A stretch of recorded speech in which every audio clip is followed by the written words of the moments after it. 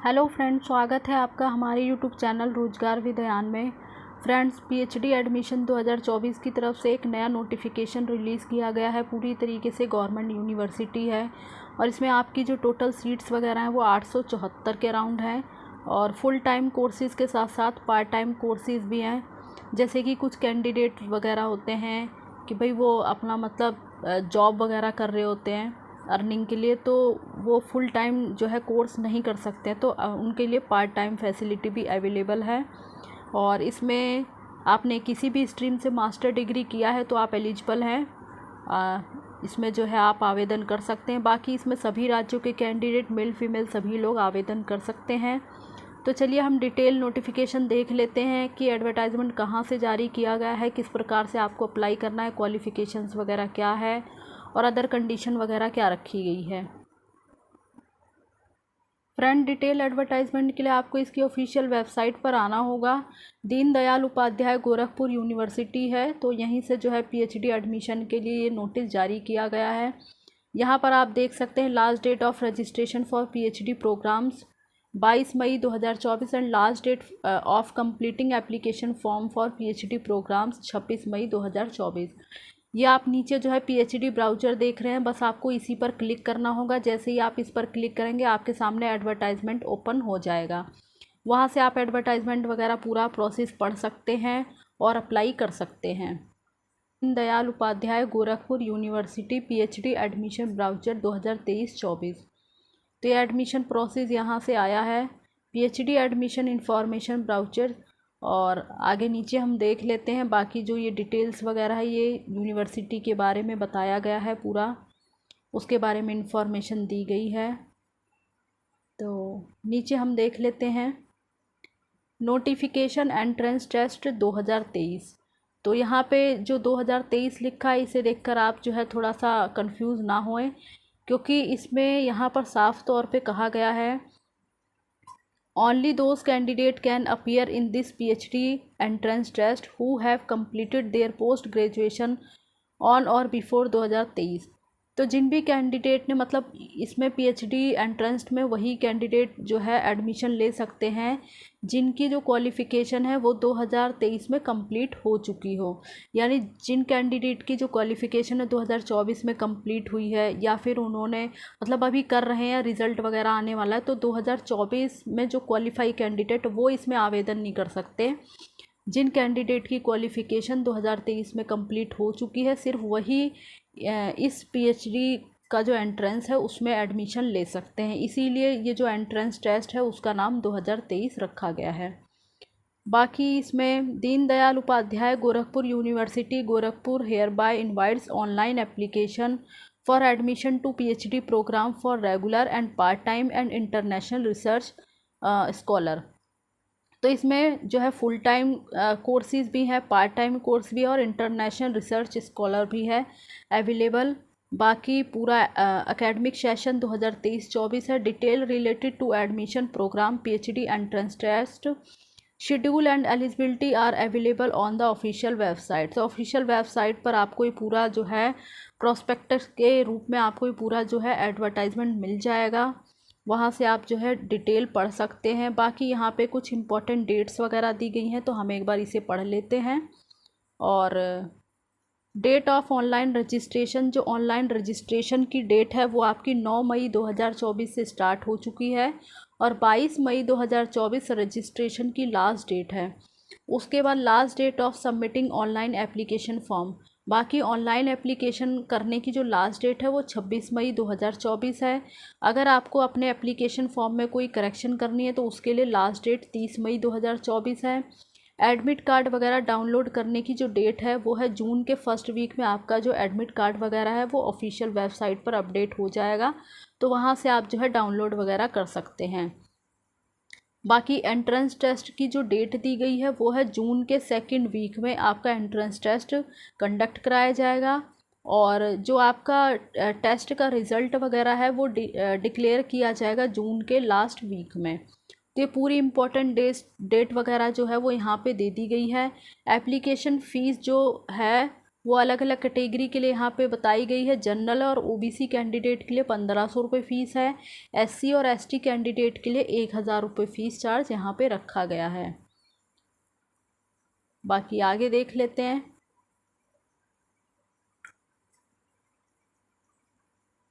Seats वगैरह के बारे में यहाँ पे बताया गया है। PhD seats available regular and part time.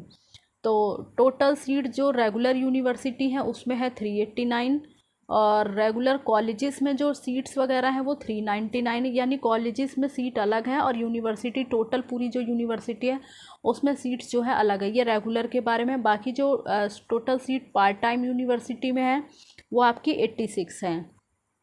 तो आगे नीचे जो है अलग अलग डिपार्टमेंट और सब्जेक्ट वगैरह दिया गया है, तो ये सब्जेक्ट वाइज हम देख लेते हैं। बाकी जो है रेगुलर यूनिवर्सिटी सुपरवाइज़र में ये जो है नंबर ऑफ़ सीट्स वगैरह बताई गई हैं।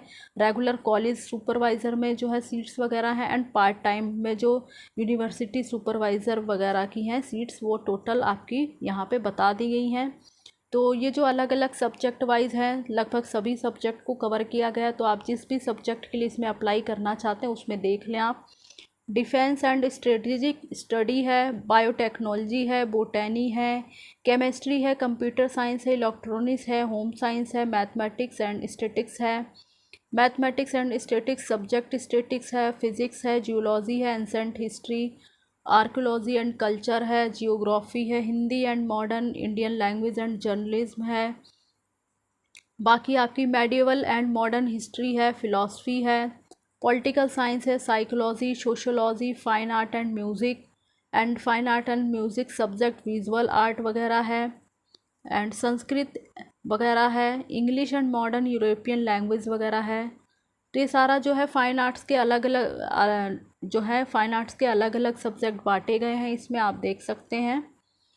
तो ये पूरा जो है सब्जेक्ट इसमें कवर किया गया है। नंबर ऑफ़ सीट्स वगैरह बता दी गई हैं कि रेगुलर में कितनी है, पार्ट टाइम वगैरह में कितनी है।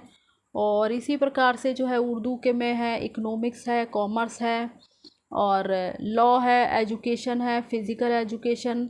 एग्रीकल्चर में आपका जो है इकोनॉमिक्स एंड स्टैटिक्स है। फिर एग्रीकल्चर में आपका जेनेटिक्स एंड प्लांट ब्रीडिंग।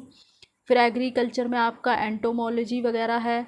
तो एग्रीकल्चर की अलग अलग ब्रांच इसमें जो है अलग अलग सब्जेक्ट इसमें शामिल किए गए हैं। एग्रीकल्चर में एग्रीकल्चर एंड एक्सटेंशंस वगैरह शामिल हैं। तो आपका टोटल सीट्स यहाँ पे बता दिया गया है कितना है, या आप अपने अकॉर्डिंग देख लें जिस भी सब्जेक्ट जो भी आपका सब्जेक्ट है। बाकी एलिजिबिलिटी फॉर एडमिशन है। तो इसमें जो एलिजिबिलिटी क्राइटेरिया है वो है कि अगर आपने 4 ईयर 8 सेमेस्टर यानी 4 साल वाला 8 सेमेस्टर बैचलर डिग्री आपने अगर किया है तो उसके साथ आपका 1 year and 2 semester master degree complete होना चाहिए।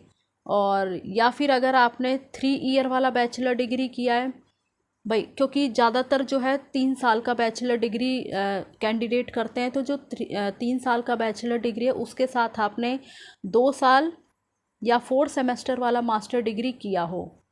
तो यहाँ पे जो है 2 कैटेगरी में डिवाइड किया गया है। अगर आपने 4 साल और 8 सेमेस्टर वाला बैचलर डिग्री किया तो उसके साथ आपका जो मास्टर डिग्री है वो 1 साल या 2 सेमेस्टर वाला होना चाहिए। या फिर अगर आपने 3 साल वाला बैचलर डिग्री किया है तो उसके साथ आपका 2 साल और 4 सेमेस्टर वाला मास्टर डिग्री कंप्लीट होना चाहिए विद 55% अंकों के साथ। तो आप इसमें जो है आवेदन कर सकते हैं। बाकी अगर SC ST OBC वगैरह हैं, EWS हैं तो 5% का रिलैक्सेशन आपको दिया जाएगा। और ये सारी क्वालिफ़िकेशंस वगैरह हैं। Candidate who have completed the MPhil programme with at least 55% marks in aggregate और its equivalent grade in a point scale wherever grading system is followed, या फिर इसके इक्विवेलेंट। तो ये सारा आप पढ़ लें अपने अकॉर्डिंग, तो आप इसमें जो है एलिजिबल हैं और अप्लाई कर सकते हैं। बाकी आगे देख लेते हैं। मोड्स ऑफ PhD प्रोग्राम्स वगैरह हैं, तो इसे जो है कई कैटेगरी में डिवाइड किया गया है। फुल टाइम रिसर्च स्कॉलर भी है इसमें, पार्ट टाइम रिसर्च स्कॉलर भी है इसमें, और इंटरनेशनल रिसर्च स्कॉलर भी, मतलब 3 पार्ट्स में इसे डिवाइड किया गया है। और बाकी no research scholar shall be permitted to take admission to any other degree and courses during entire period of research. तो ये फुल टाइम रिसर्च स्कॉलर के बारे में पूरी डिटेल बता दी गई है। तो ये जो है आप एक बार ज़रूर पढ़ लें। और उसके बाद नीचे है पार्ट टाइम रिसर्च स्कॉलर वगैरह के बारे में बताया गया है। तो जो part time PhD will be allowed provide all the conditions mention in the existing PhD regulations are met, a candidate shall be considered as part time research scholar. तो जो कैंडिडेट पार्ट टाइम में admission लेना चाहते हैं तो वो जो है इस पॉइंट्स वगैरह को अच्छे से पढ़ लें। और the university shall obtain a no objection certificate through the candidate for a part time PhD programme. तो अगर आप जहाँ मतलब कहीं जॉब वगैरह कर रहे हैं अभी, तो उसके लिए आपको नो ऑब्जेक्शन सर्टिफिकेट वगैरह भी अटैच करना होगा। और बाकी इसमें आगे देखते हैं। और इंटरनेशनल रिसर्च स्कॉलर है, तो ये सारा जो है 3 पार्ट्स में डिवाइड है, उसके बारे में सारी डिटेल दी गई है। बाकी process of selection and admission है full time research scholar. The final selection of candidate for PhD programme, तो इसमें एडमिशन के लिए आपका जो है टेस्ट लिया जाएगा। और जो आपका एंट्रेंस टेस्ट है उसे रेट नाम दिया गया है, RET रेट नाम दिया गया है।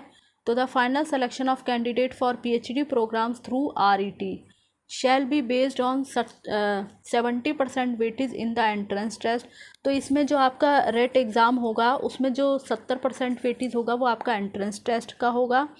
और बाकी जो आपका परफॉर्मेंस इंटरव्यू होगा उसकी जो वेटेज है वो 30% रखी गई। टोटल 100% है, तो 70% वेटेज जो है वो आपके रिटन एग्ज़ाम की है और 30% वेटेज आपके परफॉर्मेंस और इंटरव्यू के बेस पर है।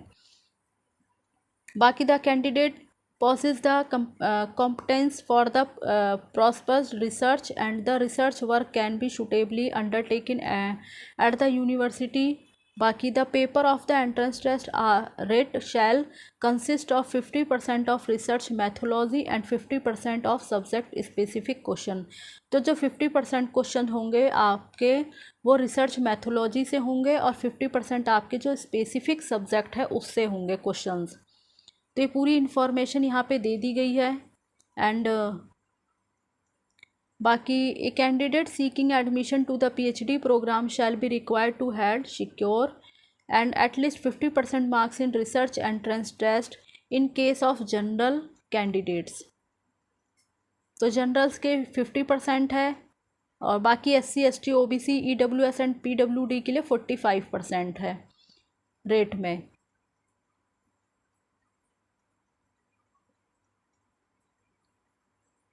बाकी पूरी इन्फॉर्मेशन है। पार्ट टाइम रिसर्च स्कॉलर के लिए क्या वेटेज है ये आप देख लें, और इंटरनेशनल रिसर्च स्कॉलर वगैरह के लिए क्या रखा गया है आप अपने अकॉर्डिंग देख लें। बाकी ड्यूरेशन ऑफ PhD प्रोग्राम्स वगैरह है।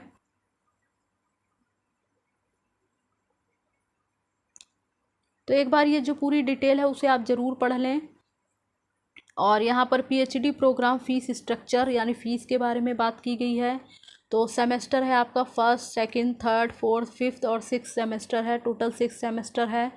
फुल टाइम रेगुलर में जो है आपका नॉन प्रैक्टिकल और प्रैक्टिकल, तो जो टोटल फ़ीस वगैरह है वो 13,000 के अराउंड है, बाकी फर्स्ट सेमेस्टर में है।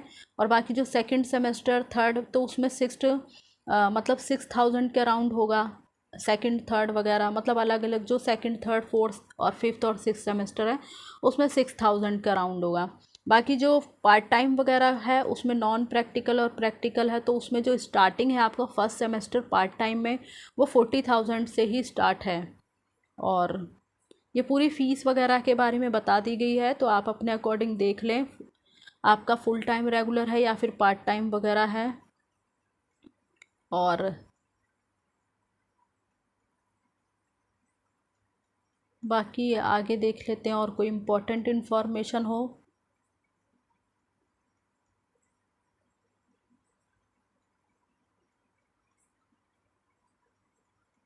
अच्छी अपॉर्चुनिटी इसमें है आपके लिए, तो आप जो है अप्लाई कर सकते हैं।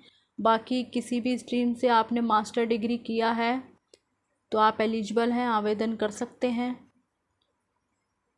बाकी इसमें रिसर्च पब्लिकेशन वगैरह तो ये इसी के बारे में जो है सारी जानकारी है। तो फ़िलहाल जो इम्पोर्टेंट्स पॉइंट्स वगैरह थे वो हमने देख लिए हैं। तो जो भी कैंडिडेट एलिजिबल हैं, इंटरेस्टेड हैं और आवेदन करना चाहते वे कर सकते हैं। तो जो भी इम्पोर्टेंट पॉइंट्स थे वो सब हमने इसमें फ़ीस वगैरह, क्वालिफ़िकेशन वगैरह ये सब हम डिस्कस कर चुके हैं। तो अगर आप आवेदन करना चाहते हैं तो कर सकते हैं, और इसी प्रकार की एजुकेशन से रिलेटेड वीडियो की इन्फॉर्मेशन पाने के लिए आप हमारे चैनल को सब्सक्राइब कर लें, ताकि इसी प्रकार की वीडियो आपको टाइम से मिलती रहे। Thanks for watching this video.